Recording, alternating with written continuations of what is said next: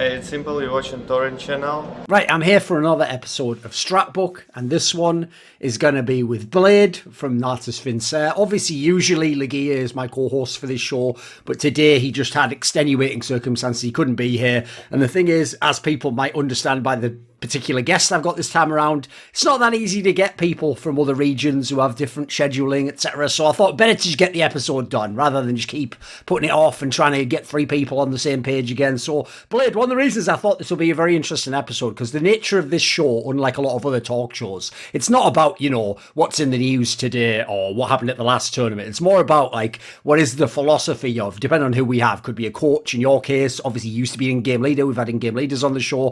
For me, it's more about that. It's like people explaining how they see the game, how they've used famous players they played with. And I actually feel like now is probably the perfect time to do a show with you, mate, because what's bizarre is even though almost everyone who watches the esports side of CSGO must know the name Blade, and I'm sure they know of when you were in Flipside and now you're in Navi, because you don't do much stuff in English, very few people actually really know anything about Blade. They're like, who is he? What does he think about the game? How does he envision certain players? And I know because you're in the Navi job at the moment, and that is in theory a very high pressure job. If you have Simple, you're supposed to win every tournament, every fan thinks.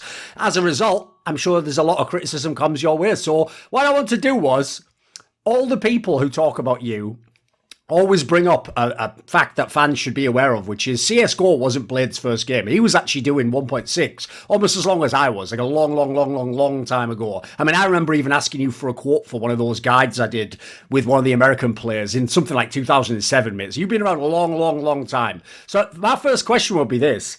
When you started out as an in-game leader in Counter-Strike, was it always the way to play Counter-Strike for you? Were you someone who, did you ever envision just being a fragger or a different type of play? Was in-game leaders something that you were always drawn to? Was that the side of the game you always had an interest in? Because you've done it a long time now.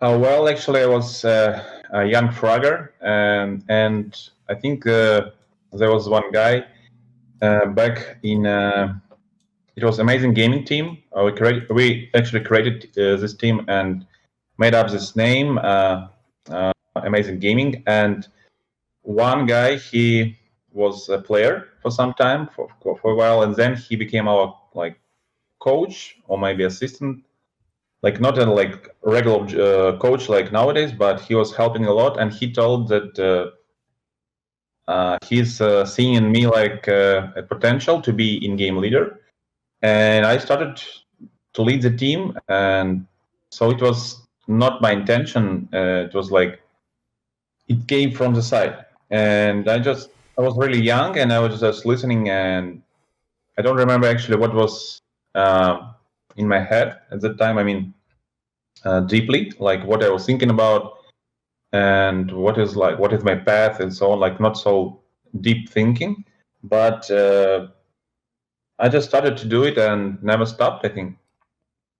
One thing I wanted to ask about was, it does seem as though throughout the entire time I've followed Counter-Strike and watched teams from the CIS region, as an outsider, it seems as though not many people want to be an in-game leader, or people don't want to commit to that as their whole career. Maybe they want to do it for a year or in a team where it seems cool to do it. Would you agree with this? Because one thing I've always looked at your region and seen is for me, there was always a lot of aiming talent and people who can frag in the game. But if I even tried to think now of legendary names who were in game, there aren't very many, mate. There's a few in CSGO, there's a few in the 1.6. What would you say to this topic? I think we have quite a deficit of in-game leaders. It's true. It's not like Danish scene. And without in-game leaders, you don't have a lot of potential in general for the whole scene. Because nowadays it's really important to have a guy in charge who will make a quick and really efficient call during the mid-round when there's a lot of stress and chaos. And it's really important to have one call for the whole team, because usually it's more everybody's trying to make something individually. Yes. And when you have somebody who is making really great and efficient call, it's really important nowadays, because I think that overall CS it it's based, like the most important thing to make really fast and efficient decision after exchange, like in the mid round, and that is like the main part of CS. If you can do this efficiently, then you will succeed absolutely. So in CS, there are no a lot of IGLs. I don't know why they don't want to evolve or like progress in that direction, but maybe it's because it's hard, it's difficult, as you said. But the main part is that we don't have the ecosystem, like some academies that teach people that, and that's why it's more like chaotic, and it's more like it's more like, will we see like a guy who is like willing to do this or not, actually, or will somebody take the guy and start to mentor him, like to teach him how to do this? That's the only way. And I don't know the history of Danish scene, but I think that they have really they have a lot of good IGLs like Glaive, Asilion, even Hunden, Cadian, and I think there was even Blame. MSL, keep going, yeah, there's loads. Yeah. And a lot of guys, and they teach other young players how to approach CS. They show them the vision of quality CS, and in that way they progress much faster. And that's why I think CS scene was not so balanced and stable. Actually, it was always about like some passion games, like when people are playing from the heart and trying to win because it's really important for them to achieve something when you live in CS region, and so on and so on. But we don't have this professional level of approach to CS. And I think that there was old wave, like wave of IGL, for example, Zeus, Angel. I think me at some point it was Jonta. Yes. I think. And now there's like a new wave of IGLs for CS, but I don't know who will change them if they will disappear at some point. So we need to start to build this process of evolving, like growing new talents. For example, now it's James in Virus Pro, Nathani in Gambit, and in Force I think it's Jerry. In Spirit it's Chopper, but he wasn't like genuine IGL. He started it like later. Sure. So yeah, it's a huge problem. I think the whole scene is even the whole sphere, like cybersport, esport, and even Counter-Strike offensive direction. It's raw. It's really raw. And as soon as we will get start to build all this ecosystem processes, then we will start to have more IGLs and even more professional level of the whole scene. Because even though maybe from a mixture of like all the memes in Counter-Strike that come from CIS region, like Rash B and stuff, all the silly things that people know, combined with some of the famous teams that did upsets. So I think recently Spirit's a good example. You go back a few years, Chopper's old team, Vega Squadron was a classic upset team. Because of these types of teams, I think some Westerners who don't know the CIS region think that the CIS region was about like, it's like America. It's like up-tempo. It's about like, a lot of like attacking. For me, actually, I have to say, coming from 1.6, the stereotype we had was any of the teams that didn't have a great leader, and quite frankly, even some of the ones that did, were actually very, very slow from the CIS region. Not just your teams, mate. Like, even the ones that didn't have the good in-game leaders. Like, what we used to say in 1.6 is, like, the Russian teams, it's like they just walk out across all 5 players, go across the whole map on T-side, and then they just wait to see, which person has one gunfight, and then they decide which spawn site to go to. Like, that's how we used to see them back in 1.6. We didn't think it was a very tactical region, unfortunately. Like, have you found, and because to me, my assumption assumption is that's 5 players trying to kind of play individually. You know, each person's looking for his favourable duel, or he's waiting to see when, you know, an easy opportunity presents itself. But to me, that is kind of the opposite of what real Counter-Strike is. Real Counter-Strike is, you know, 5 players are on one team, they've got one goal, and the question is, what is each person going to do to make the goal happen? It's a different approach, you know. So have you found it tricky? Because I've noticed that a lot of your teams, even going back to 1.6, it wasn't just that you were the in-game leader calling the tactic. Like we were saying, you were kind of having to mentor people and teach them how to play your way of Counter-Strike, right? Yeah. I think that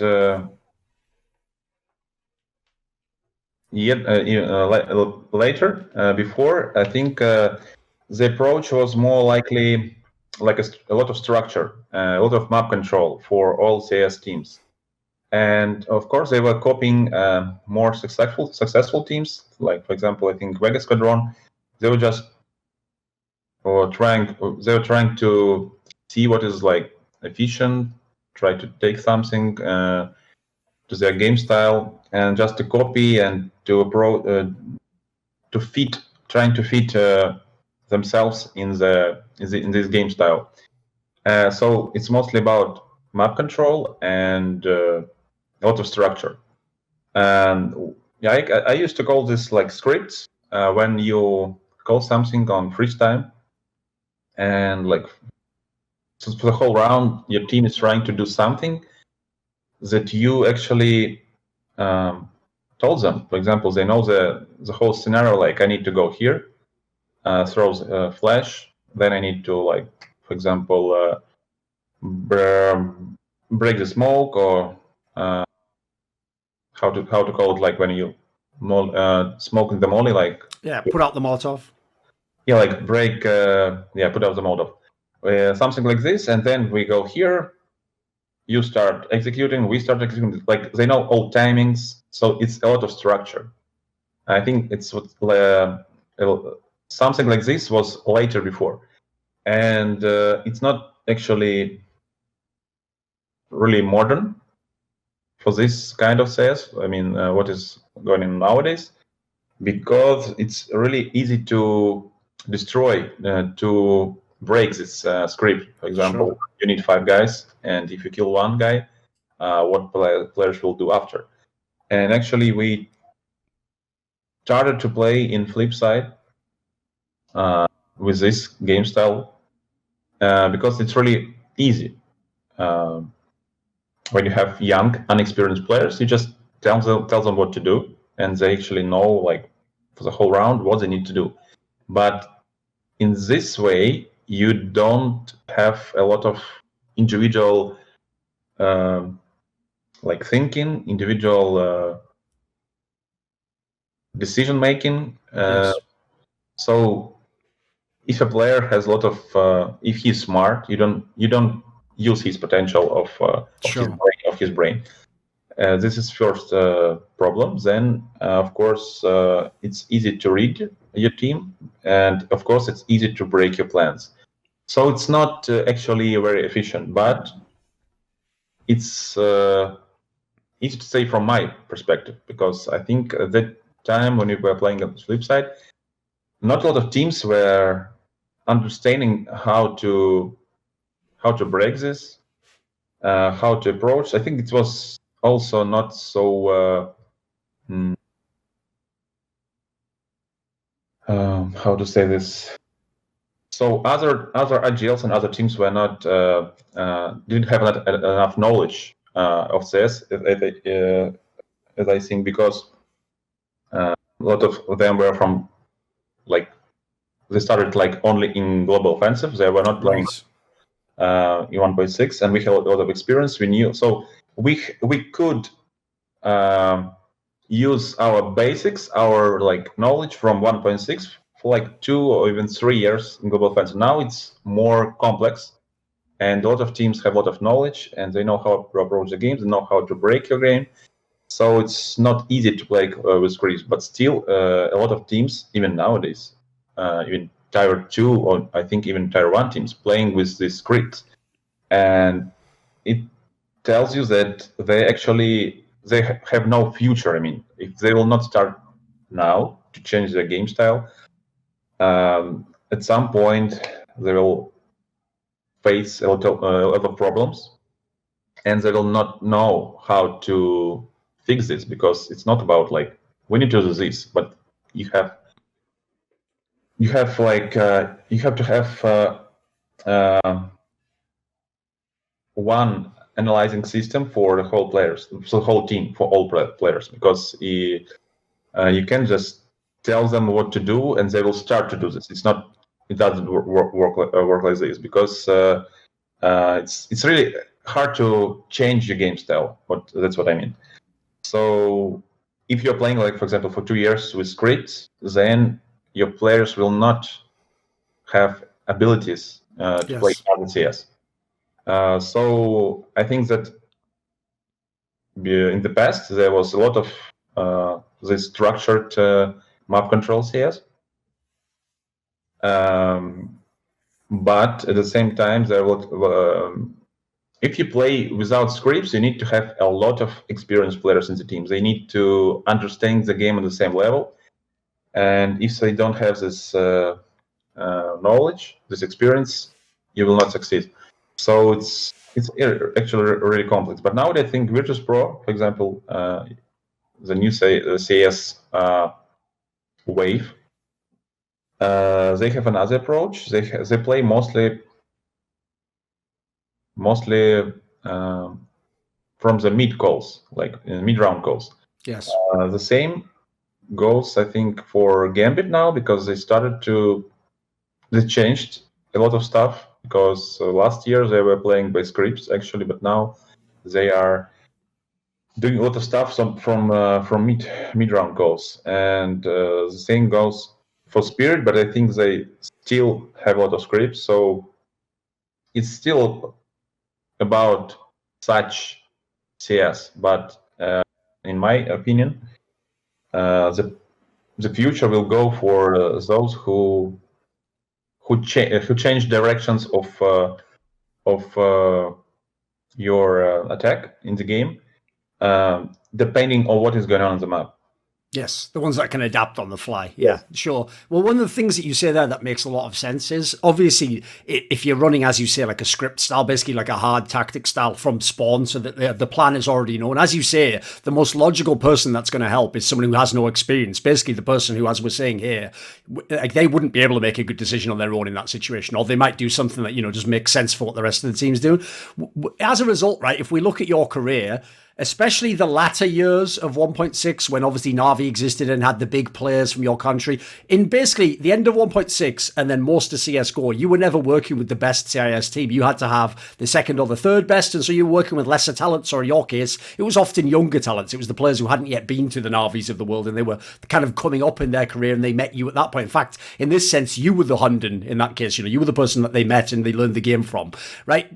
Did using that style, like set tactics and scripts, is this one of the reasons why you have that crazy track record where even if the team was not that good in actual like normal circuit, you just kept qualifying for the major every time? And I've been back and looked at this, dude. It's not even like people are just making like a cool story for a movie now. If you go back and look now, even when I look now and I know the context of all the players on those lineups that you had, on paper, you shouldn't have qualified for almost any of those majors, mate. I mean, the first period was where you could never use simple because it was ESL majors. Then later, you obviously had some lineups where like only big name was Electronic in the latter days. Like, there's a lot, like, put it this way, not a lot of people thought WorldEdit was a great player, and he was the best player in Flipside and sometimes. So was this approach actually ideal for the players you had at the time, though? Do you think this is what helped you kind of get into those majors? Absolutely. I was trying a lot to approach the game like that. We set up Strat from spawn, like scripts, and one of the great examples for that is it's actually works a lot in best of one. And one of the good examples is PGL Major. We have won phase on Mirage. It was like 16-4, I think, and it was like the whole game plan was built like we make this script, and then I think they will change something. We will do game. We will do next round this script, and then they will realize we're trying to seed some hesitation in their head what we are trying to do. They will change something. Now we do this script.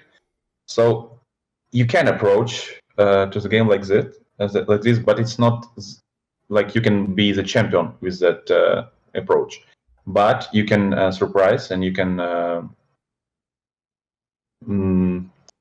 as underdog, you can surprise your opponent and actually snowball them. And it actually works a lot, very good on T side, because you can do a lot of stuff on CT side in terms of scripts. So yeah, we're trying to change pace, change the. What is good in scripts that you can set the old scripts before the match. You can train them as good as possible, so they will be. The one important thing is that script must be perfect, actually. If somebody is executing badly, not with a good quality in terms of mechanics, you will not succeed. So we were playing like 80% by scripts, actually, on T side. And we won the phase like 16-4, as I told you. And I watched the demo after that, and I saw that how they were like... lost in the game, actually, really lost. And I realized how proper if you set up your script properly, one by one, change properly. Basically, it's like strategy, not the tactic. So you have like chain of tactics, and in that terms, you can like smash the opponent. But it depends on how good you analyze your opponent, actually. And not 1-. It's good for best of 1 matches. You can be stable with that, because you can like have 40 scripts for 1 map, because you can expose nowadays your tactic. Enemy will analyze it, and then you need to do another one, but you didn't practice it. You can only have like, let's do like this, we'll change some details, let's do, for example, new rush, but it's not perfect execution, and it's easy to counter for your opponent. So after that, I realized that it's not so efficient. And after flip side, when I started like coaching career, I started to actually already had a lot of ideas, like typed down what should I do in future, how I need to evolve the team as a coach, and I changed everything based on my experience. And I realized that now I need to always depend on what is going on during the mid round, only like this. So yeah, okay, like 10%. It's still like scripts because you still can use them, because, for example, you see the opponent is always playing like 4A or 3B, doesn't matter. They do something, they're trying to abuse something, and you know that this script will work perfectly for them, for example, and you still use it. But mostly nowadays I try to approach like to create something at the map, and then depends on what is going on. I try to teach like Bomich to call the proper stuff, like proper direction of our attack. This is a very key topic that you're bringing up here. It's basically one of the important ones that I wanted to discuss with you on this episode, like I said in the intro, because unfortunately, because you're also a really old school player, it's very easy for people to have an idea of what Blade's version of Counter-Strike is from the past, because you've been around for so long. So for example, not only when you were in Flipside and you had this style, like to me it was the most extreme version of like a From Tactics spawn style, because you also used to be a very slow team and used to run the clock down all the way. So it made people think that like that's the only way Blade sees Counter-Strike. Well, I actually did an interview with Senya, obviously the legendary 1.6 player and very briefly was in CSGO, but I think it was in 2017, and he said something like this about you, actually, where basically I said, a Western fan who doesn't know the CIS region will think, right, well, if Zeus isn't going to be the in-game leader eventually, the only other name in the region is Blade, so they've got to give him a try, right? But I actually know that what Senya said was what some other pros in the region thought, which is they thought, like, look, Blade was a good leader, but he thinks, like, the 1.6 way of playing the game. He doesn't think, like, modern Counter-Strike, which is what you're describing, basically. Like, a lot of modern players, it's like a mixture. It's like you have a little bit that's prepared, and then the rest is it's more like you all agree the style that you're going to play, but each player, you know, depending on what his position is, maybe he has more agency to do something in the game. Like obviously now a lot of the star players in Counter-Strike kind of get to do what they want most times in the round, which isn't like old Counter-Strike, right? When did this change actually take place? When can you pinpoint when you kind of decided to become more like the modern way of thinking about CSGO? Were you kind of in the early days of CSGO? Do you think you were stuck in the 1.6 way of playing still? Actually, it started just after Flipside. I had a lot of time to think and analyze what was wrong, what works for us, what didn't work. The main issue was when you play by scripts, your teammates actually can't use the potential of, I will say, like brain, because, as I said before, because at some point you as an in-game leader playing in some area of the map and he's playing in another area map, and he can have something, he can see the gap in the city, in the defense, and he can make his own decision. And if you're playing with really strict structure, you don't let him do this, and you're losing. Like, first of all, he's not evolving, and second, he can't use his strengths, basically. So it's stupid actually. But as I said before, it works really good for young and experienced players. Yes. Because if you start playing, they don't know how to play, actually, young players. And if you tell them, like, we need to do this, and you tell him script, he's just doing his job. He just aim, that's all. It's easy. But then I realized that it's much better to create such players like Electronic, because actually with Electronic in Flipside, we were talking a lot about how he can react. So the second part is that we were working on mistakes. So, for example, when I don't call something in the game, he must do his own decision, of course. Right. That way, we analyzed a lot of in-game situations, how he should react on this and that, and he was building his knowledge depending on that. And so everything was fine, but I realized that if I want to coach like best team in the world, I need them always to be basically that approach in Flipside will not work for another like tier 1 team, for example, like Navi. So after I finished with Flipside, I realized actually it's not even like Flipside, because I was mostly in Flipside. I always try to approach to the game depending on what I have. Like I have the strengths of this player, I have the weakness of this player, and I try to realize the whole picture. What will it, how it will look, and how we will approach the game. So it's hard to explain deeply, but mostly like I see that in this area he will be efficient. At this point, like this role will fit for him, and so on and so on. And that's how I was trying to create some efficient level of the game. But then, for example, I was trying to work with Gambit, and I saw another like approach. Like I see the strengths of the players. I was talking with them. I saw them practicing, and we were trying to find our game style. And the same for Navi. Like I knew that we will have like much more experienced and much more skilled players, and that I need to use this because, for example, I in flip side, I didn't have, for example, a lot of this kind of strength when you know that this player can out-aim mostly everyone.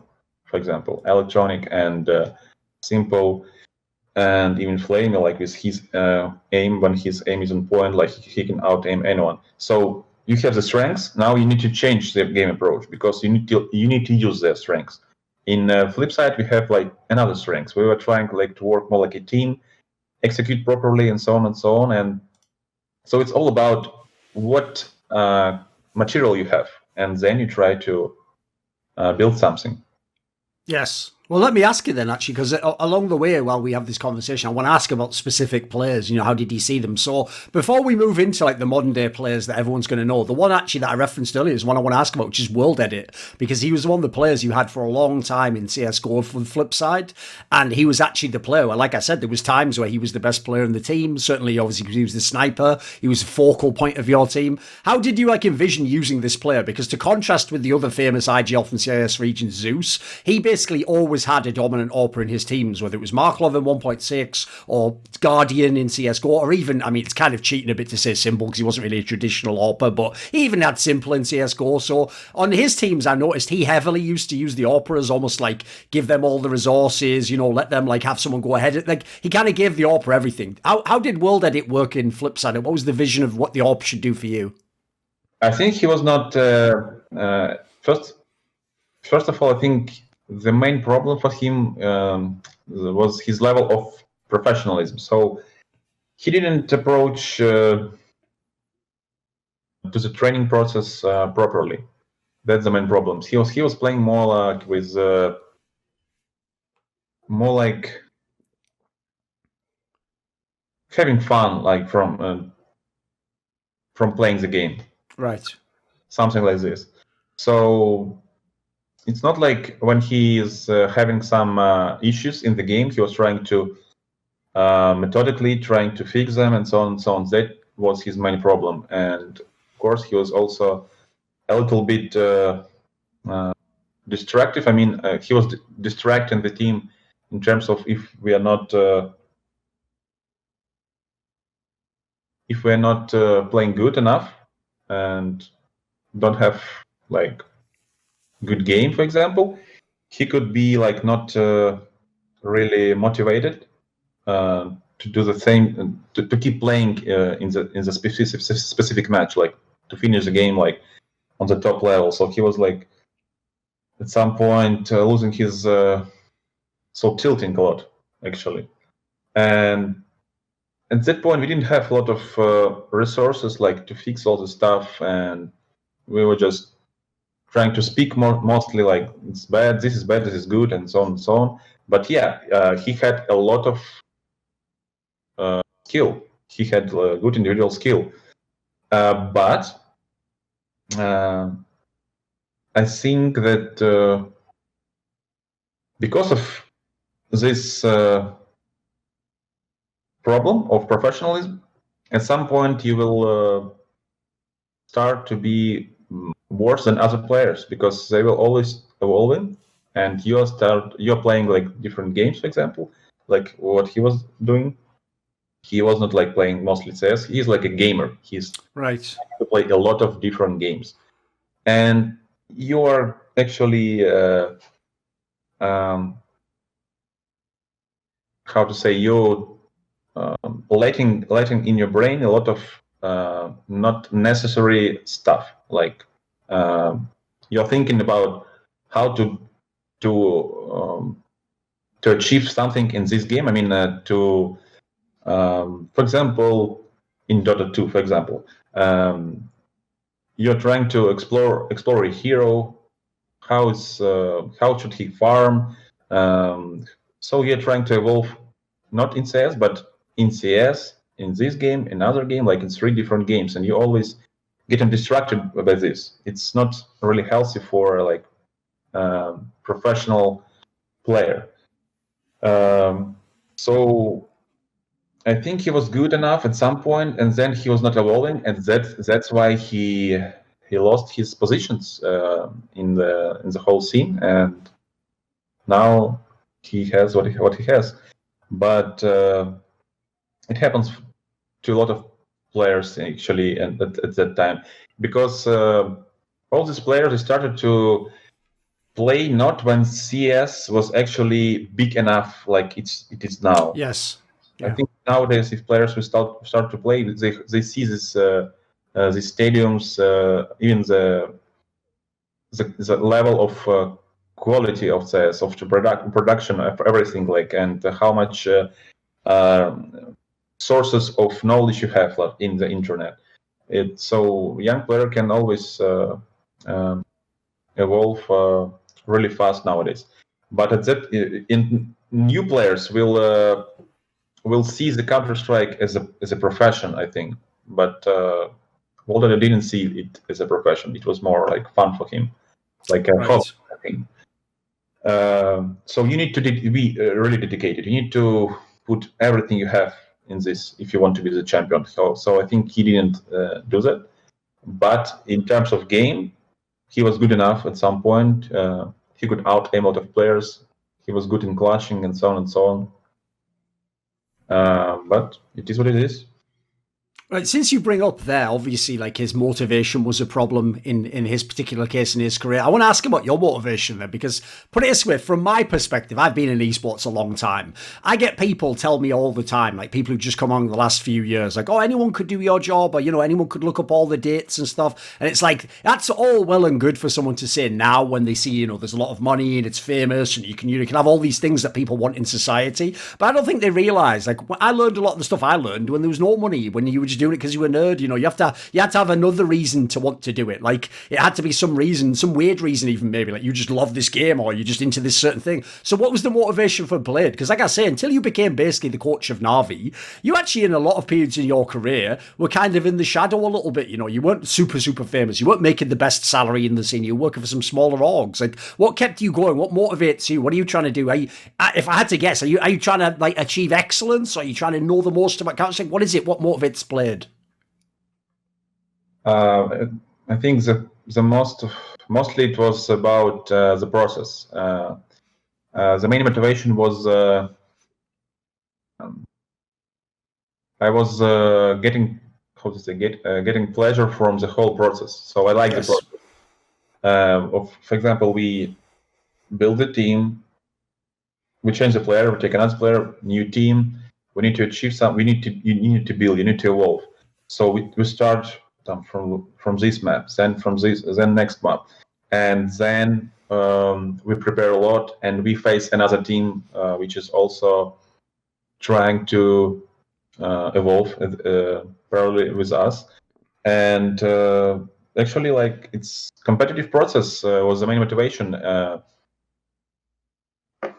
Pretty easy actually, but it is what it is. I didn't see myself like. I didn't see like we will be like the champions with the squad, with the lineup we had. But I knew that.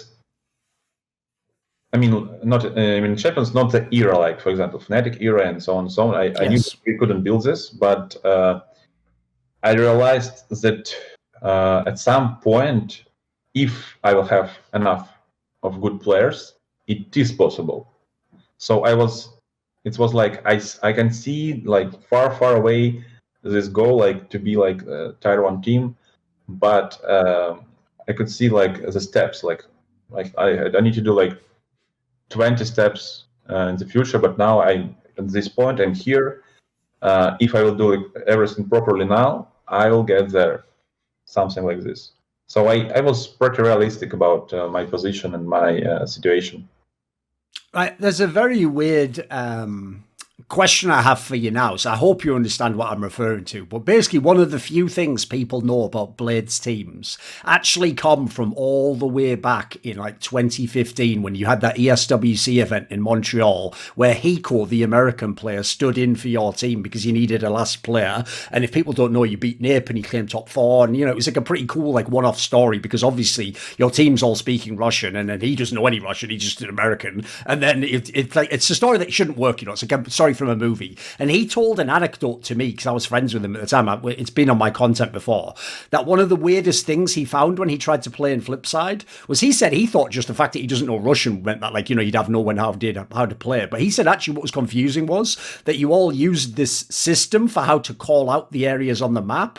And he said it was like almost like you did it like an actual real world, like blueprint, like you had quadrants of an area. Or, so for example, I think it was like Cash was the example, this area would be like quadrant 2 or whatever. And it was like, this was like a special code he said you had for like how to make like a call out basically. And so the problem it sounded like as an outsider is, to me, I've actually heard of this before. Like I know, for example, in 1.6 that some of the Korean players played this way. They had like basically a very specific way so that you could call out any one spot on the map, like very exactly. Whereas I actually often think that's an area in pro play that we're still a little bit behind on, actually. Sometimes in the West, people are just going on fun call outs from when people have, pickup games or mixes like FPL. Like they're going off a weird name, like, oh, this is a name of a player, is this box or something. But actually, sometimes if you only know the name of the box and then the corner and then, maybe nothing in between, it can make it very hard to make the call precise. So is this accurate? Did you have like a very complicated system for how call outs would work? Was it just your team that did it? Was the whole CI team? What would you say to this topic?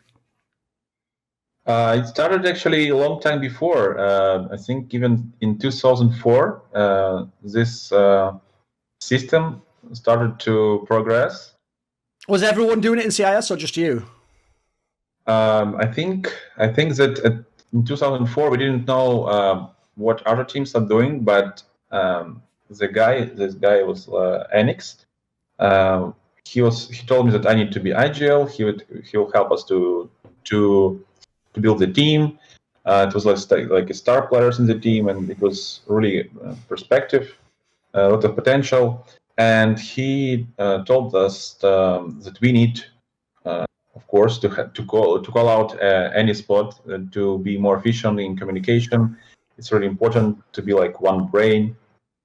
And we started to build like this, 2, 3, 4 these areas. Of course, we also had just spots of the name of some players. So just, for example, like some word or goose or between, and some like really short words that will work really fast, and you will get the info from your teammate. And I don't know about other teams actually, but I think, of course, they were trying to. Yeah, actually, I think that even when Starix went from our team to Starix was in Amazing Gaming, and when he went to Navi at that time, and now hear from our players from Navi players in this year, this lineup. I even know that info that were building like long time before came even from Starix, because it was like he used to this, and he was so the same spots are still here now. Right. So I think it's not even really difficult. It's pretty logical, And I always thought that nowadays every team is doing like this. I mean, they're trying to call every area, every important area. So, for example, for sniper, it's really important to repick really fast and to know the specific position. So yeah, it started a long time before, and it was really raw. The whole scene was really raw. So we are trying like pioneers, trying to do everything properly, to take some stuff from sport, and now it's even more and more professional as the scene is getting bigger, and I think it's really nice. Sure.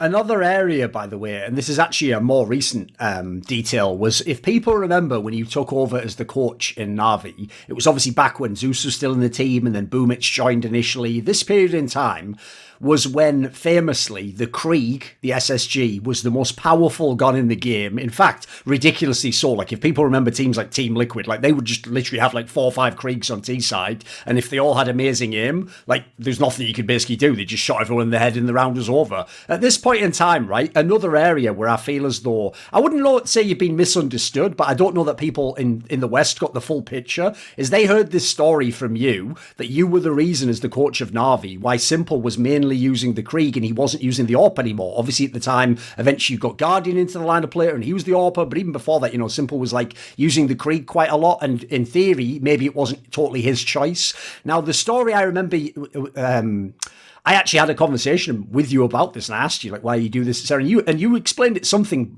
basically like the concept was, like, if Simple could master this, if he could become like the perfect Krieg player, it would basically make him like the most unstoppable player in the game. As in, I know fans are going to say, but he already is. It's like, no, but even more so, because obviously the Krieg doesn't have any of the downsides of the AWP. You don't have to rescope the bullet. You can shoot more than one bullet at a time. So in theory, I get the premise. It's like the idea if he'd perfected it, it would have made him like the absolute, best possible player. The problem was, obviously, in that period of time, he was still extremely good, but I don't know if he ever got to this perfect state, right? We actually have a saying in English. I never know what proverbs translate between languages, but there's a saying in English and it says the perfect is the enemy of the good. Because sometimes, when you go for perfection, it means that along the way you could have done something that wasn't perfect, but it works. It works now. And maybe you give that up to try and go for the perfection. Maybe sometimes you'll never reach perfection. So I think a lot of people in the West, because they think, like, in the short term, obviously you just give Simple the AWP and he shoots everyone sees it in the game. They didn't really understand this premise, Blade. They thought you were like badly coaching him or you didn't understand Simple. Can you give us some thoughts on this? Like, what was your perspective? What were you trying to accomplish having Simple give up the AWP and be a Krieg player at the time? Well, first of all, he was the one who was actually really exciting about this, using... Okay.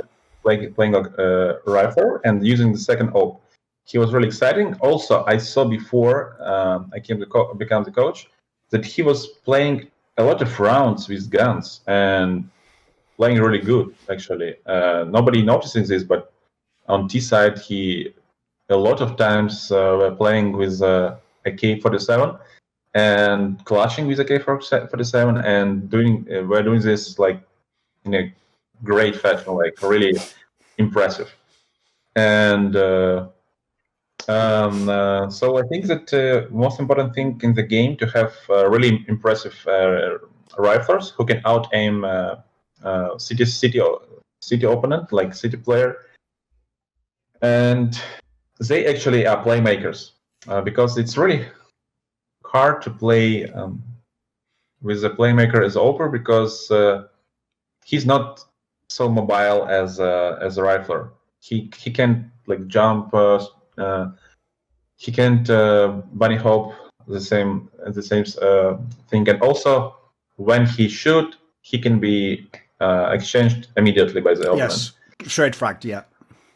For example, like Jane playing, he's trying to go first and trying to find the first kill. If you prepare enough for this opponent, you can kill him because you know that the first, if it's not Ekender, for example, then it will be Jane. You just need to wait for this.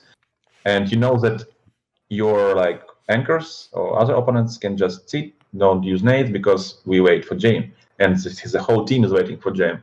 Something like this. So it's not actually really healthy and it makes you play more like anticipating for the opponent. And so the main idea was about rifler. So we didn't have three without a team. I mean, good riflers. I mean, tier 1 riflers like electronic. Yes. So I need to build a good lineup, strong team to create like to make Navi like top 1 team in the world. And I couldn't find second rifler actually, and all players at that moment could actually work. It could work only in perspective, like in future. So you need to have. I needed to give them some time, like half a year, but nobody will give you like half a year, like in Navi. You just need to start to win immediately. Yes, of course. That's why we spoke with a lineup, with a Simple, and he was really exciting about playing rifler. But we need to have a good AWPer, and that was the main problem eventually. Because if we could have like really good AWPer like Simple, for example, in that in that way, I think we would be playing like much more better. I'm pretty sure. Like I'm really confident that we'll win like mostly all events, because we will like top 4. I think top four, like always top 4, and losing semifinals. I think like 3 times in a row. Yes. With Guardian. So, and it wasn't like always that we were losing badly, like 16-4, for example, but it always were like 2-1, and at some maps it was really close matches. So we didn't have a little detail, like some factors that didn't help us, that we were missing in the whole picture. Imagine if we will have, for example, Shiro, nowadays Shiro, with Simple that was playing at the time. Yes. Would be very interesting. Yeah, it would be very interesting. And I was actually considering Shiro at that time as an offer, but I don't think that Gambit would give it him to us. We would sell it him, and of course, I think at that point he was playing with his friends, with his team, and he was very confident. And so we didn't even try that scenario. But that was my vision, how we can approach the game. So considering what the goal for me from the organization, and how can I achieve this goal. And I still think that Simple is a really good rifler. Of course, he's a great sniper, but if you have amazing sniper, like nowadays Shiro, for example, in that case, you have like crazy lineup. And I still think that Simple could... I don't think he will be... I don't know about statistics. Will he be like top 1, for example? Because Zaiwu is where like top 1 2 years in a row, and he's sniper.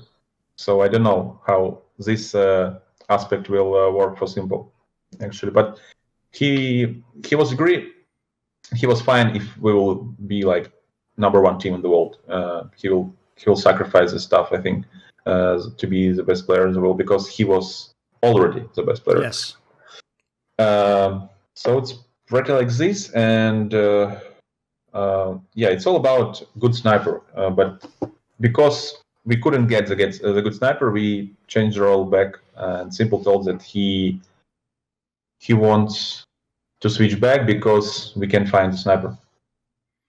Right, I wanted to ask, actually, as now someone who's worked directly with Simple, and obviously you knew him from back when he was in Flipside, when he was a much younger player, he was very raw to the scene. I wanted to ask, actually, what he's like to work with as a player, because I know maybe some of this comes across on stream if people watch him, he does stream in English, but like one thing I was very surprised by when I had conversations with him is when I remember meeting the early Simple, the Hellraiser's Flipside Simple, and then when he went to Team Liquid, and I will say back then, he didn't necessarily know that much about the game. He was just very good at shooting people in the game. He like had the skill, but I don't know how much he knew about the game. In the latter years, when I've talked to him in the last 2 or 3 years, I'm actually always amazed by his actual like understanding of the game and his perspective. Like I often tell people, it's very rare that someone who's considered like a star player and has these amazing individual statistics, usually those players, even their team sort of will treat them like they just have to do their part, and then they don't have to know anything else about what happens in the round. Like they don't have to know about the person who throws the flashbang for them or what the lurkers do on the other side. They just focus on their crosshair,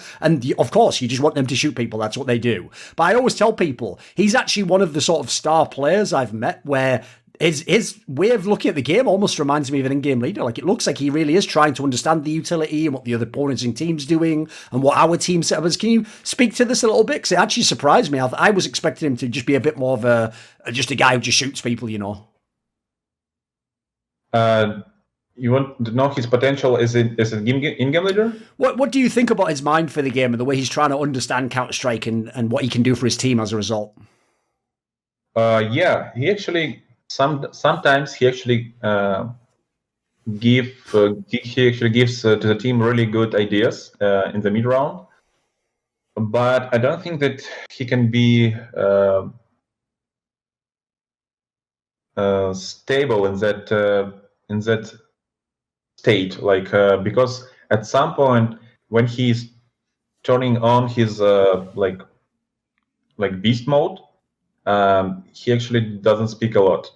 He just killing people, and if he'll start to speak more words and start to speak more in the team, he will not be able to turn on this beast mode. Sure. And that's why he can be like second caller in the team and so on and so on. About also, I think it will be stupid not to use his strengths in the team. As I told you before, I'm trying to analyze what material do I have in the team, and then I'm trying to build something. And I know that's the skill of s1mple. He can out-aim any opponent, and that's why we always trying to leave him alone. I mean, like trying to give him more clutch situations. Yes. So he's not trying to be entry, because in that way he will get a lot of damage from nades, and he can be picked by the open, and so on and so on. So he and Electronica, I always try to build around in that way, where they will, both of them will still be alive and know all info on the map, and then they will try to win the round and the post plan, and so on and so on. So in that way, CS is looking really simple when you have such players, but it's really stupid not to use these ranks for me. So, for example, trying to build like crazy structure where Electronic can't do anything, like, and be like really static, and it's not really good. And at the same time, s1mple need sometimes to turn on his beast mode, and when he's doing this, he's not a great. He can play in a great team play in that mode. That's why at some point the team need to work for these two guys, for s1mple and Electronic. And if we will not do this, we will not see these highlights from s1mple. So I think that you always need to have this balance, to find this balance with s1mple, not to give him a lot of structure, so he will have more space and a lot of freedom, but at the same time not to have much freedom, a lot of freedom, like he had, I think, before in other teams. I think in Hellraisers, I was watching some matches, and he was doing like a lot of stupid stuff. For example, like repicking and not surviving in advantage in situations when you have advantage. For example, man advantage. Yeah. Like for example, like he will make like 2 entries, and he will like go YOLO for the third kill, and it's not that this example you can know that too much freedom is not good for s1mple, actually. And I think he was telling the same thing in some interviews 3 or 4 years ago, that he might need to find this balance of aggression. So yeah, it's all about balance. For him, he's, as I said, a really great killer, because he understands the game on another level. I mean, I think it's not about even the tactical aspect of the game. It's more about game feeling. So his game feeling is one of the best, I think, even best in the world. He just needs to know where is the opponent. Yes. So, this, if we'll use, for example, some guy like to go and check the area to know, to find out where the player is standing, and then he will clutch 1 versus 3, for example. And the players need to sacrifice for this level of strength. His teammates needs to sacrifice themselves, just jump, Yes. die, and he will does his job. So the first, as I said, is his game feeling, and at the same time you need to find the balance. Not to direct him properly, to use him properly, because sometimes he actually makes mistakes as any player, and if he will do a lot of stuff that he wants, too much stuff, it will not work for the whole team. It will be like FPL, for example, and on FPL it works, but when you play against Tier 1 teams, nowadays teams, they are too good for like countering simple. So it's all about this balance. Right, in my job in particular, because I don't just do like the analysis on the event or just straight journalism. Sometimes I'm also doing like storytelling, you know, making a narrative about someone in their career, right? Even though that sounds great if you're getting to enjoy it like it's a movie, you know, sometimes certainly, you know, you can go too far with, you know, nicknames and things. So I want to get your take on this, right? I'll give you an example. In 1.6, I remember that in the end of 1.6, when the last generation of the really good Russian players came through, so it was the era when you had like Dosia, Romshka, you had a whole bunch of those players who came through on those last teams. I remember one time I was having an argument with Hooch, the obviously very famous Russian player, and I was saying to him, like, I was debating who was better. Was it Romshka? Was it Dosia? And if people don't know, they used to play in the same team at the time.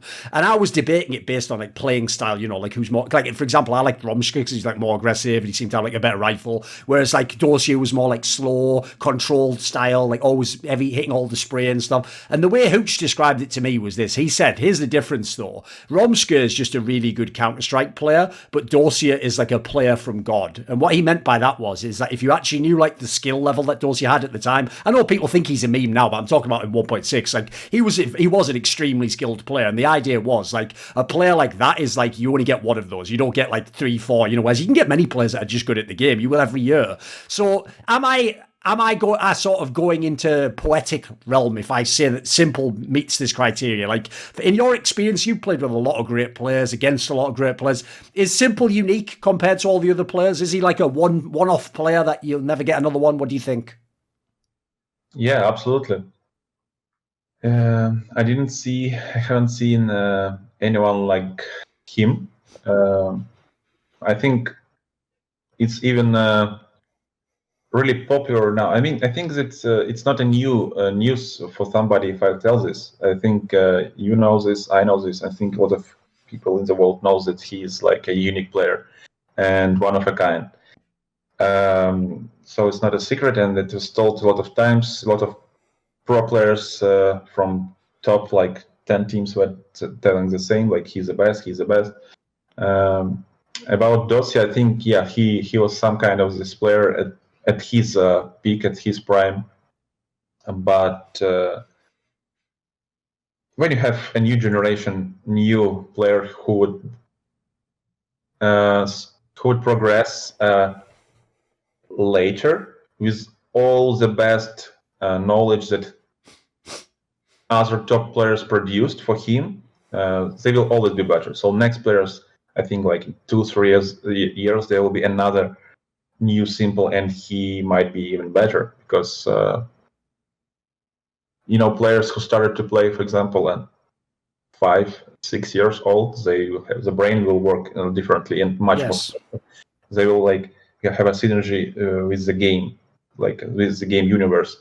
His game will be like one whole thing, like brain and the game. And I think in future we will have a lot of really great players. And Simple is truly unique player.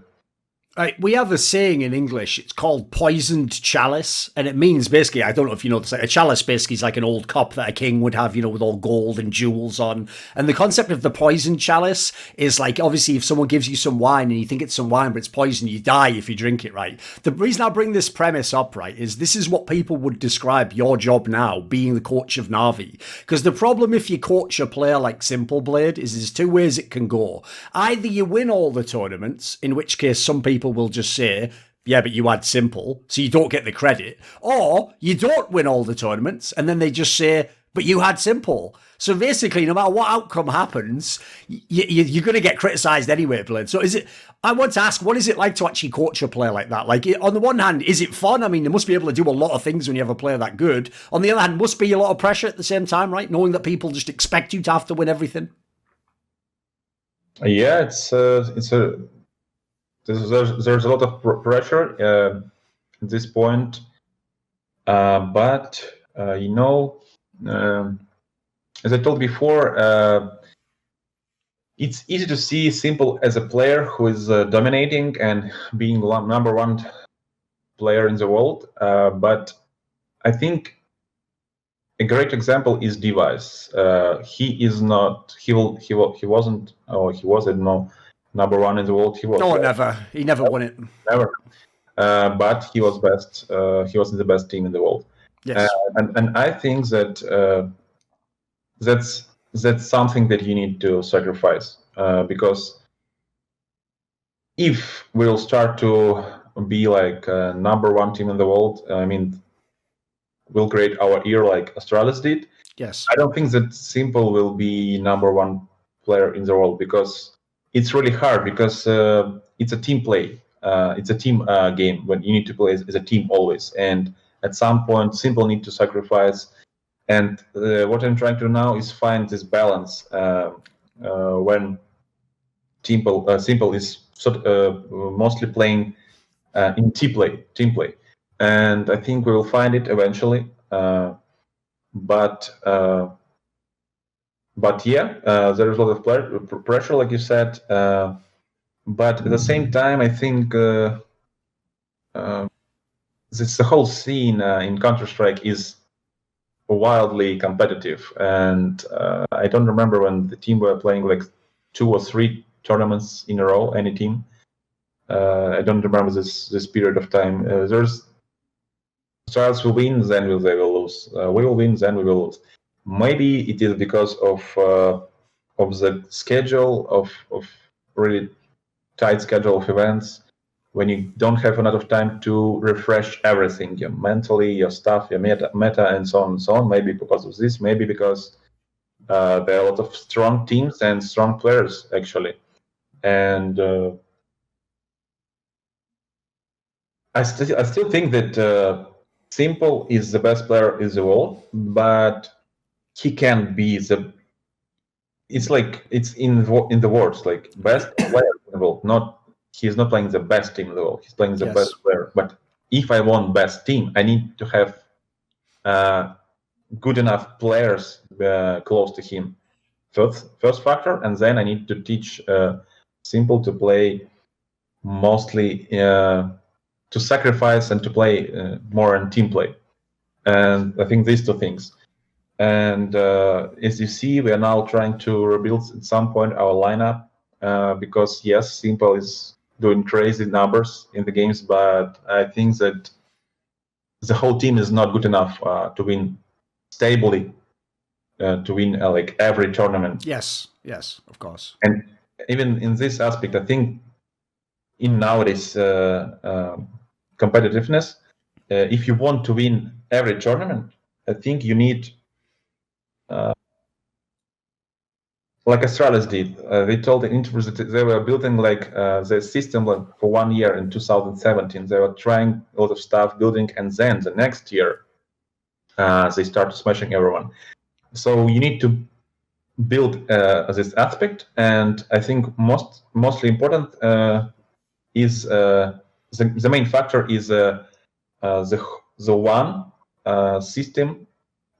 An analyzing system. So I think that if every player will have mostly the same vision on the game, and that in that scenario you will have a potential to win every tournament of the year. It's first factor. Second is, of course, discipline, healthy approach to the life, because it's actually a really important stuff, because they always sitting on the same on one place. And I saw a lot of players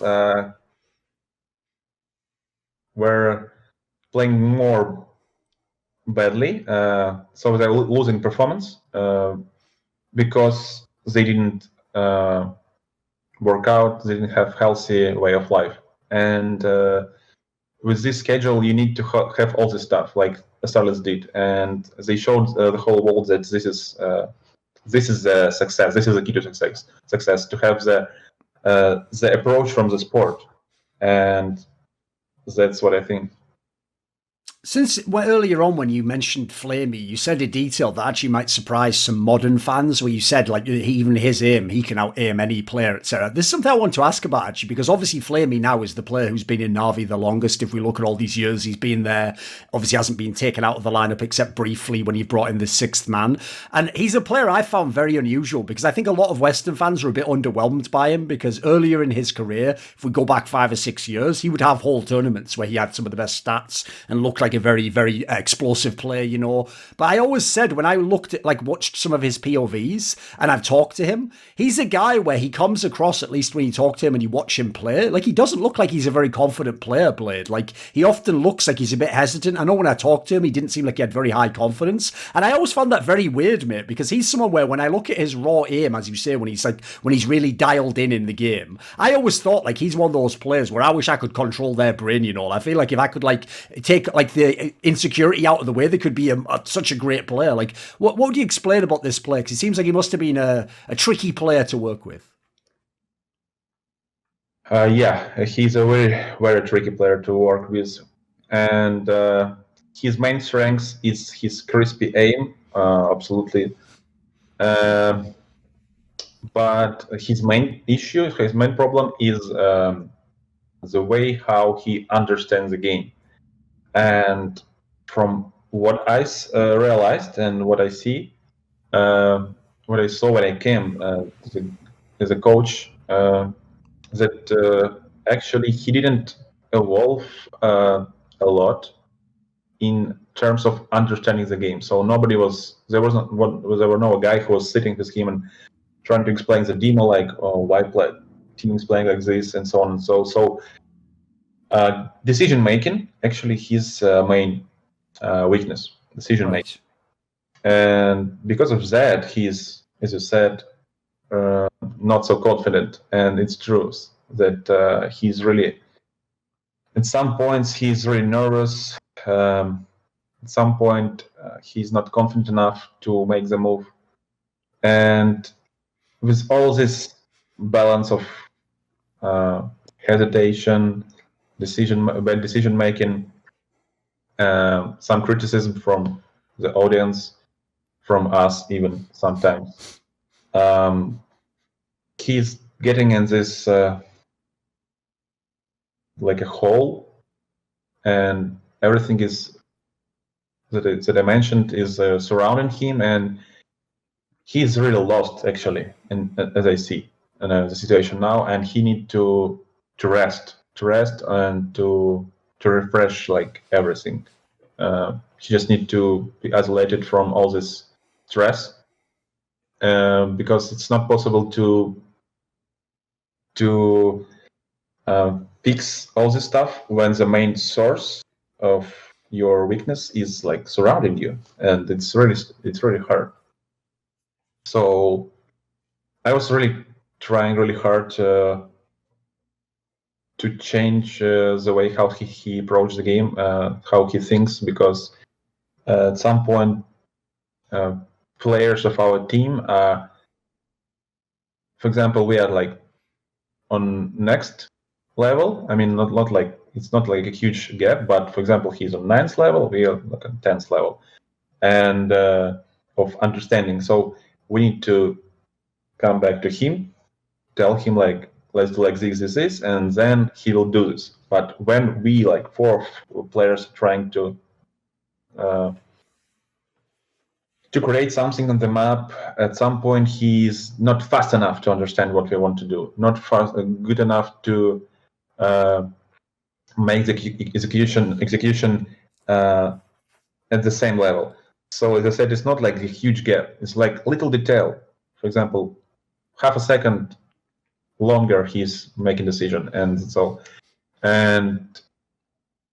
also the main factor of bad game decision making is this hesitation, not enough confidence. It's actually the main issue, I think, of bad decision making. Because if you're not confident, how can you make the confident decision? So we were trying a lot of stuff. We were trying a lot of approaches to help him, and I think he still have a good chance to be a good pro Tier 1 player if he will now fix everything inside his head, and then he will come back and to start work with proper approach to the game, to the training process. As I told you before about WorldEdit, like to give everything you have to become the best. That is the only way I think Flamey can be a Tier 1 player, if he will give everything he has to become the Tier 1 player. So sacrifice a lot of stuff, actually. Like a rivalry, it's a huge rivalry among players. Everyone wants to be the best. And right, yes. You need to sacrifice a lot of stuff and to play, like to practice in your full potential.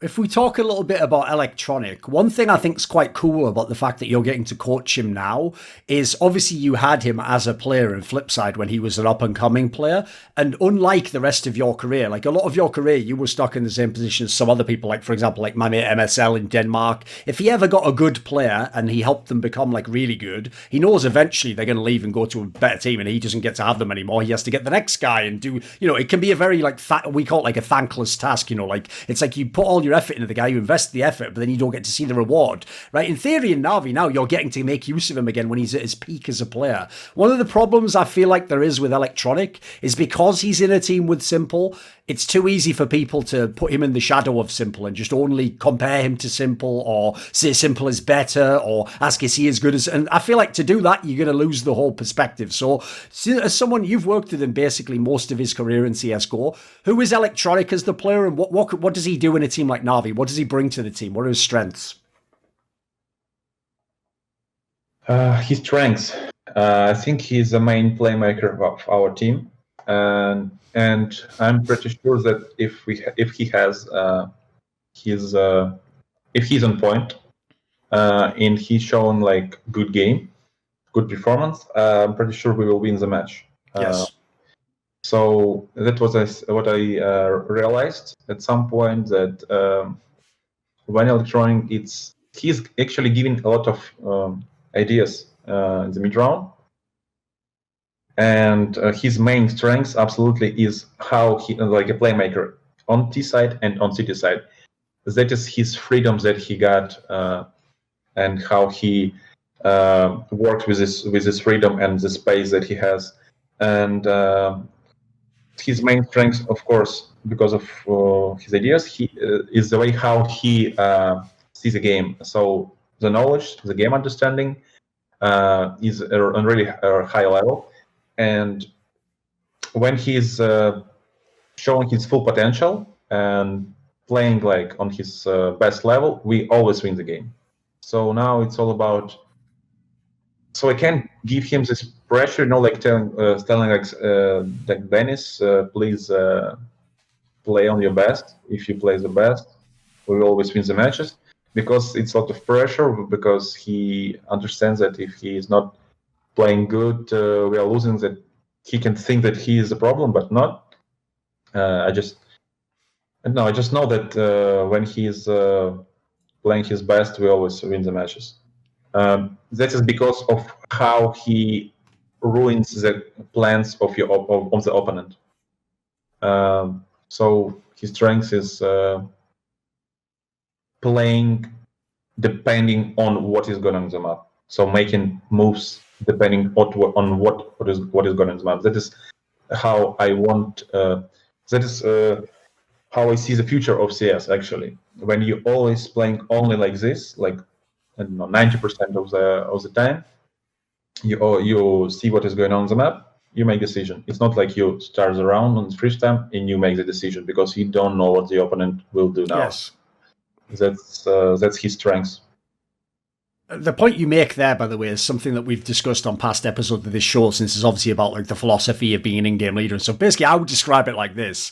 Like, the basic way that people play Counter-Strike at the moment is what people often call like the loose style. And that usually just means people generally do what they want, but we have like a basic idea, like we're going to the A site on cash. You know, we have some simple idea, but how we get there, it's up to other people. And then to me, it's like level 2, like a level above that is to have set tactics where everyone knows exactly what they're supposed to do in that situation. And the reason why I make it like levels is to show that you can't just skip from the bottom level to the top. You have to sort of go through these evolutions to get there. And then obviously there's been a lot of very great Counter-Strike teams just stayed at that level. Like, it worked. Like, if you were playing level 1, people are doing a loose style, and you have a great tactical style where everyone knows their job, it will beat that style. Like, that will be the best style. But as you're describing now, the evolution to me basically is, and it could only be possible if you think about it, in the modern day when people can play as professionals, they can play their whole career, they could play 5-10 years. It's not just a game like back when me and you were around in 1.6 where, you know, a guy might be good this year, maybe next year he doesn't even play esports anymore.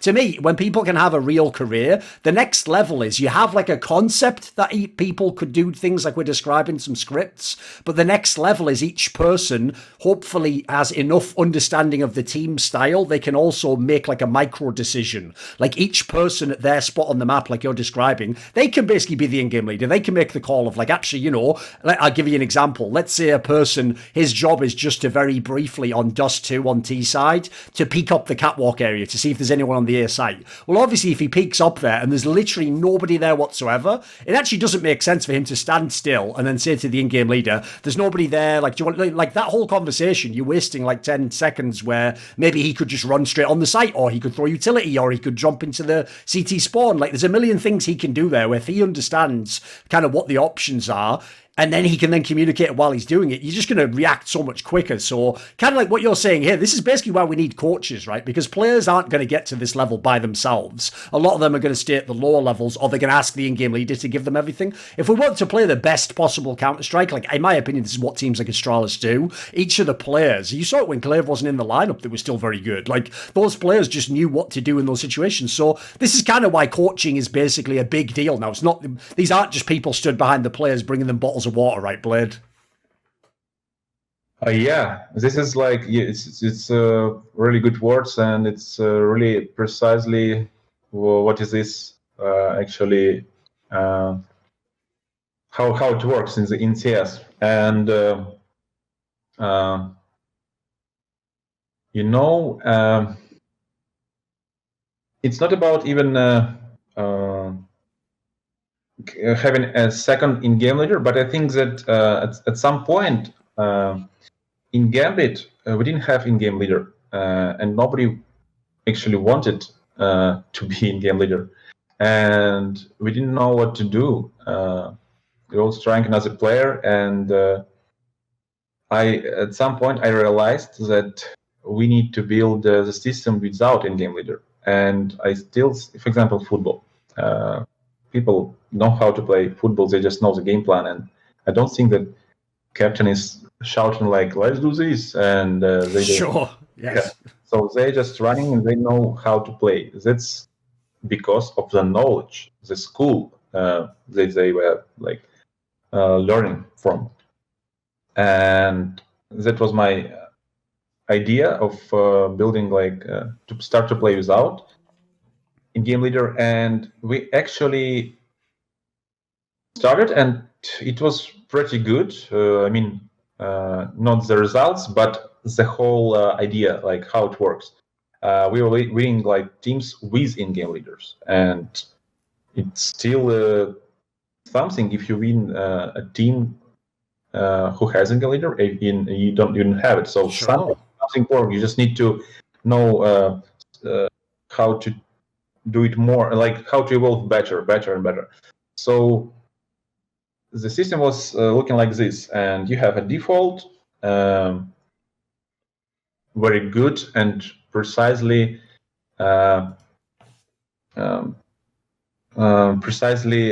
with details. I don't know how to say it. It was training good, precisely good enough. I mean, the default is not like I go this. No, you just have really tactically good default with all like meta in the game, like what timing you need to throw the nade, where you need to throw the nade, what you need to spam, like, and it's all depends on each other. All these details, it's all connected. So after default, you gathering the information, you know what the opponent is doing, and then some of players who sees the gap, who sees the potential of making the attack together or like by himself. He's starting to do this, but he's calling like for the other players, I'm trying to do this. Give me the flash. The guy on the other side of the map, like in the other, he knows that he will do this. He knows how the city side will react to this. And the whole point, as I said before, as I told you before, is about understand the game on the same level. So one global analyzing system. That is what I think that's the main strength for Astralis, because they actually see the game at the same level. Yeah. And in that system in Gambit, the main problem was that we didn't practice it good enough because not enough knowledge. Because one player at this area telling something, and another one doesn't know how to work with this situation in the most efficient way. Like, what is the best decision? He was doing good decision, but not the best. And to create these best decisions, you need to update every time your knowledge. And at some point, every player will have a really high knowledge, a really good enough knowledge, and then they will make proper in-game decisions. And so it's time. You need to work, and you need to have a lot of time, and it's not something that you have usually. If you play on a high level, you don't have enough time to wait for results. So it's something that you told that how the CS must look in future. What is the future? And I gave you the example about Gambit that I should try the same thing, not about set strats from the spawn, and it started to work, but it wasn't good enough to beat like tier 1 teams, for example. But it had potential. It just need to be evolved in some academy, for example. If we'll have academy and the players will progress in terms of this aspect of understanding the game, for example, for 2 years, and then you will have like players with the same vision of the game, with good mechanics, and then you can approach this in tier 1 level, because you can't do this in prime CS, in tier 1 CS, because you need to show results now. Yes, there's not enough time to get it going. Yeah, exactly. That's right for academy project, I think. And you told that players can do like micro decisions. We still have it actually in the game now. I think it's like a freedom. It's the same word for freedom that I told you, that if Electronic wouldn't have this freedom, he usually makes a lot of micro decisions in the game, and that's his main strength. And we call it like you give enough of freedom to the players, and I can say that it's a second color in-game leader in the team. It's more like it's ability. It's more like ability to be more creative and more effective as a player if you see some situation. What you're saying there, by the way, when you say like that, because I agree with you, it's a shame actually Legia wasn't here for this episode because it's something he always says from coming from his teams when he was playing with Big. He said the same problem was that sometimes you would be trying to implement a really complicated system, and it's like if you had 6 months to do it where no one's going to fire you, no one's going to make you change players, yeah, you could get the system up and running and it'd be amazing. But the problem is, as you're saying, in Counter-Strike, like you need results this month, you need results the first 2 months. Like if someone plays bad for a couple of months, they're going to kick him from the team. So as you're saying, the obvious approach would be if we had something like an academy system like they do in football. Well, I actually think there's a perfect segue in the conversation here because to me, that's the reason why the two big CIS teams that came up now, Virtus.pro and Gambit, are such good teams. If people don't know the story, back before any of us knew these people, so a Vanguard, obviously most people only know them from the Starladder Major in 2019, but what they don't know is most of the players in that team had been playing together for a couple of years in the same team. Same with this Gambit team now. If people don't know it, Gambit Youngsters was just the exact same team, but without Hobbit. Like they just played for years and years as this like academy squad. And so this connects to what we're talking about, right? Like part of the reason why these teams, if you look, they're not just top teams now, Blade. Like they have a coherent style. Like Virtus.pro and Gambit have two totally different playing styles. But one of the things that's made it hard for the European teams to beat them is they're not just some like stereotype of a CIS team on the internet just shooting everyone in the head and playing crazy. Like they're actually playing a very systematic approach to the game because they've had years to build it up, right? So this kind of connects to what you're saying. Yeah. Gambit project is exactly what I'm saying.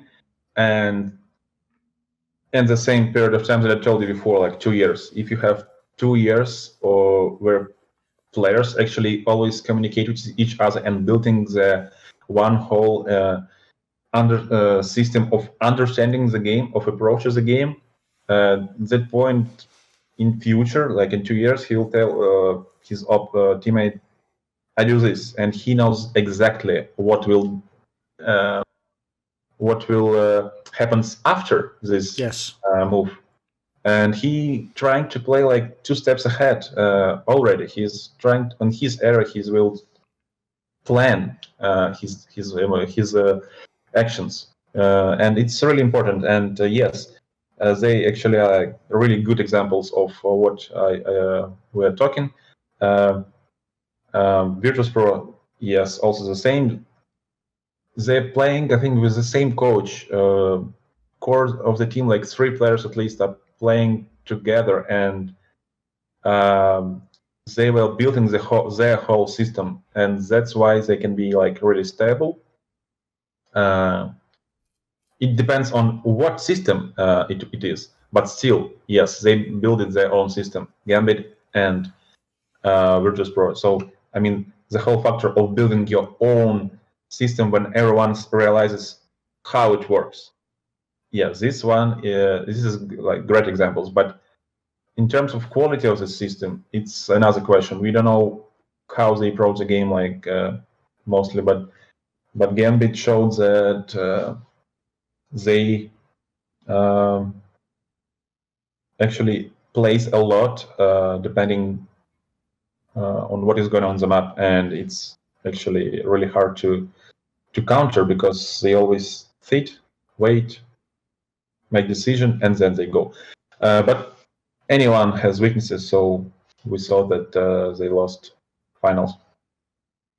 Even though you were basically involved with Gambit as a coach, like just before they made the Gambit Youngsters project and did this whole like reboot where they went to the academy squad, Axile was briefly in the Gambit team that you were coaching. Like he was the player they brought in as like, you know, the potential next player. And at the time, I remember most people actually were a bit underwhelmed. They were like, this didn't really work out. Like Gambit's not a very good team. And then most people forgot about them for many years, right? This is years ago. We're talking like a couple of years ago now. So I'm sure he might be a different player, but can you give us some thoughts on Axile? I mean, he's obviously now very much in the news. I mean, he recently won the MVP from HLTV for ESL Pro League. His team's obviously near the top of the rankings. So give us some thoughts on this player.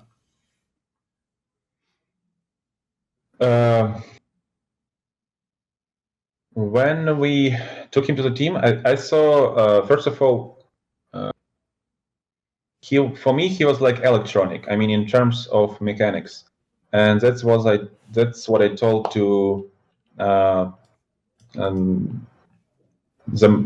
head manager of our team, that that this guy in future will be like electronic. And the same was for Shiro, that he was looking for me like simple. I don't know. It's like a stereotype, but still, because of we had a duo like simple and electronic, that's why I was looking on them as a future Right. new electronic and simple. Of course, they're not the same, but that's what was my vision. Model. Yeah, sure. Model. Like 2 players, 1 star rifle and 1 is star sniper. And first of all, he impressed me with his mechanics. It's all about these little details. It's not like anyone is shooting in that age. Anyone is shooting really good. Anyone is moving really good. But you always see when the guy's doing it a little bit better, like really like almost perfect, like feeling each strafe, like and feeling each bullet when he shoots the bullet. So he have a good feeling of how the game universe works, like the mechanics, how it works, and the spray control, everything. So that was the main thing, that at that age, if he has this feeling in the game, he just needs knowledge, and that's all. The second thing is personality, and he was really a good boy at that point. Like he was listening to everything, like a good pupil. And he can do like everything you want. He was not problematic at all. So no bad sides of the person, you know. Not like he was toxic or like arrogant, a lot of the stuff, and so on, so on. So a material from which you can build anything. So he just needed a good coach, and that's all. I think the only weakness he has, something I think about his voice. He's not giving really loud and confident and precise information. It's like you're saying like low voice. I don't know how to explain it, but I think I was listening for the team speak that he still has this issue, but still playing good. That's, I think, the main thing. And the coach of Gambit youngsters and then Gambit Finn is, I think, he has a lot of experience from. He was playing Virtus Pro in. Of course, it's old school. Yeah. Yeah, old school, and I think he made a tremendous job. How he evolved Exile.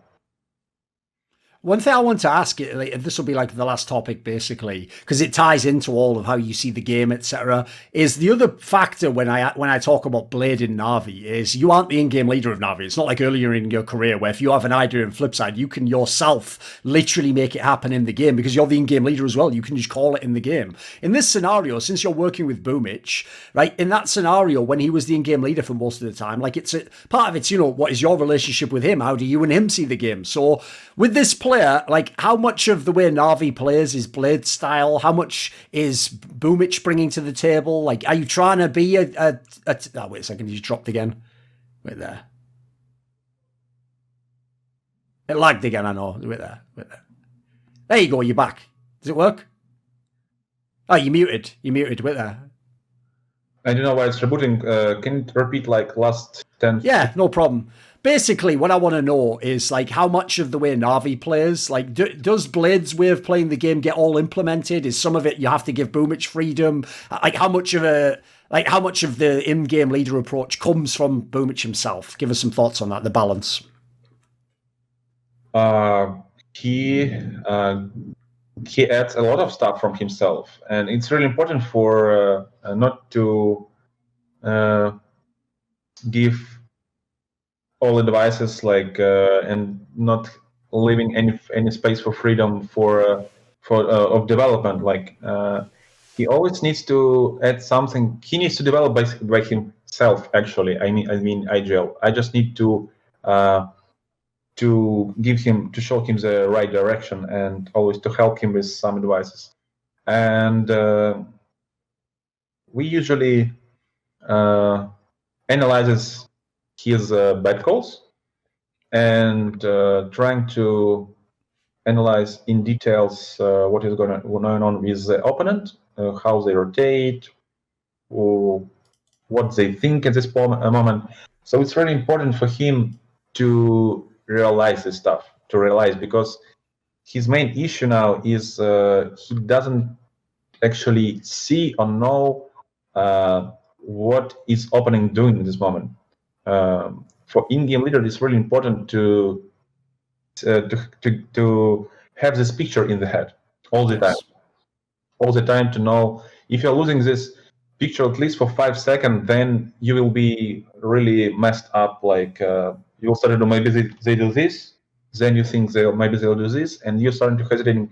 What should I do? What should I do now? And it's really important not to lose yourself in the mid round. And sometimes he plays a lot individually, and he likes to play individually. And if you does this as an in-game leader, you will lose this picture of we call it macro, like what is going on with the map. Like the whole macro picture is your teammates, your opponent, how many nades do they have now, and all this stuff, like all the details. So basically, like everything which is every data like you can gather in the map in the game, and you always need to find this balance between playing individually, like to trying to give some space to your opponent, to your teammates, and to be like anti-fragger, and then you need to always remember about your priority, like to narrow your teammates and narrow them like in details, not just let go B, but tell them in details what you want them to do, like who will go here, who will lurk, and how he will distract the opponent, at what timing he will distract the opponent, and which way, and how he will enter the site, like contact, flash, who will have nades. It's very important, and it's not actually easy at all. It's not easy. So when he started to be in-game leader, he didn't have at all any abilities to be in-game leader on tier 1 level. So tier 2, tier 3, it was enough. But tier 1 forces you to be perfect, actually, in all these aspects. I think it's because of that, you can see, not even in our team, but I see like a lot of teams like Virtus.pro, Astralis, every team not having enough of time to plan the bomb. Yeah, it's all about in-game leader, how he approaches the game, because at some point you can come to the side and you will face the smoke, and either you jump to the smoke and die, or maybe randomly you have a miracle and somebody will create some space, or you will analyze everything during the round. You will not lose the control of the round, and then you will be ahead of your opponent. And that is what he's trying to do. And he's evolving. He's getting better and better. If he would not evolve, we would actually trying to look for other options. And at some point, we gave to Electronic one map. It was Overpass. Then we gave him Mirage. We were trying to find to give him more space on another map. So, for example, if Electronic will call Mirage, in that way, you're like removing 20%, not even 20. I think one of half. So if you play 6 maps, so it's like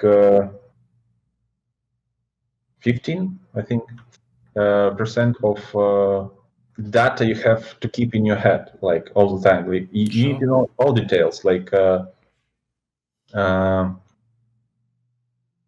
about meta on the map, about different scenarios, how you can make the calls 3 versus 3, 3 versus 4. It's all about your this patterns in your head. And if you will remove this, it will be easier to evolve and to progress, to make better development on other maps. So we tried it, and again we faced the criticisms that we're losing some maps, bad results. We can't lose, so we don't have this period of time that before for experiments. It's also doesn't give you freedom a lot. Doesn't give a lot of freedom to me as a coach. Right, this might sound like a weird way to phrase this question, but I'm going to set it up this way so people understand the context of what I'm talking about.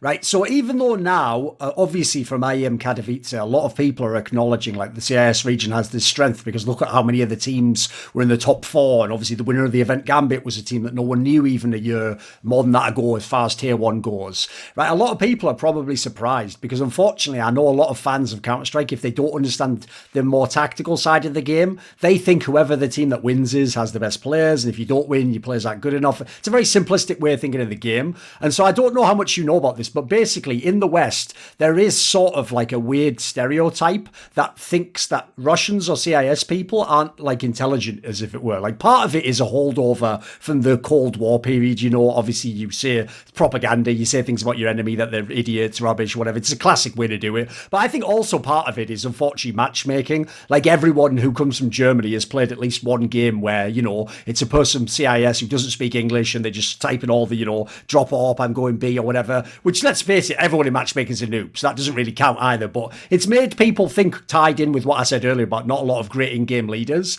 that like CIS region doesn't have, like, they're never going to be the best in the game.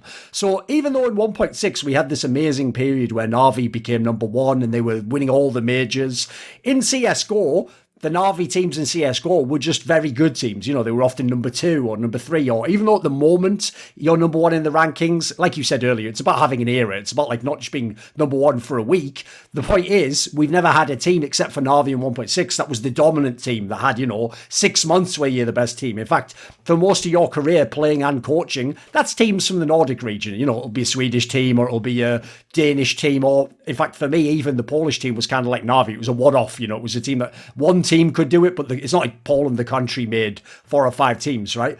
If Navi can do it, if you can make Navi have an actual era where you are the number 1 team for, let's say, 4, 5, 6 months, or you win a major, this won't just be relevant just for Navi. This will actually be a very, I would say, like a very significant moment for the CIS region. Like, what do you think on this topic? Like, is this part of, does this motivate you? Is this a factor you care about?